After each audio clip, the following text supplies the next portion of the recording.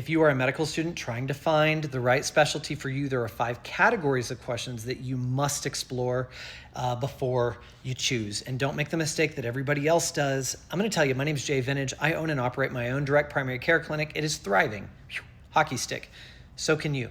Let's just answer these 5 categories of questions. How will my specialty affect my body, my mind, my finances, my ability to relax, and my family life? They're all very important. So let's think about this real quick. So body, think about ergonomics. Think about what you're going to be forced to do every day.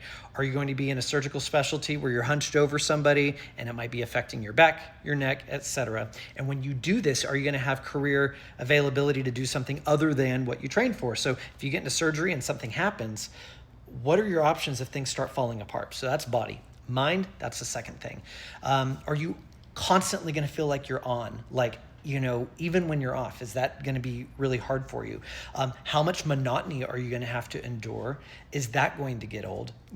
If you're somebody that, for example, likes doing a lot of procedures and things like that right now, is it always going to be like that? And is it always going to be worth the time trade-off that it's going to take to do that? And that's the third thing where we kind of talk about the family life. So when we're constantly turned on and we're constantly having to do things and we're detracting from our families, is that time trade-off. If you have to sit down and do that extra central line, if you've got to come through and manage this intubation and do that and you're staying a couple hours late, if you're having to bring even homework home, how does that affect your family life? You got a 2-year-old, a 3-year-old, a wife, and then they're starting to get into peewee sports and you can't make it. Does that matter? Okay.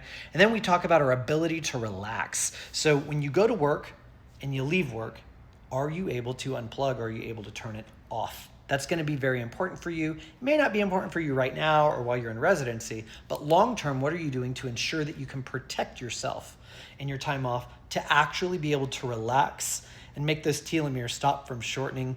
The fifth thing in general is going to be your finances. So yes, there are some jobs that pay extremely well.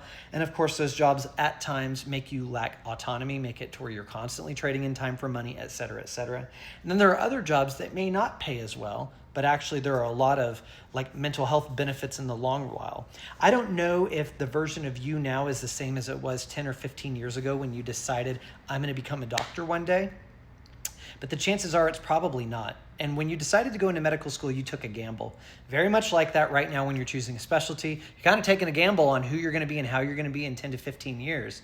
We just want to make sure that we're thinking through these processes to where 10 to 15 years from now, you can look back and look at your path and say, man, if given the opportunity, I would do this all over again.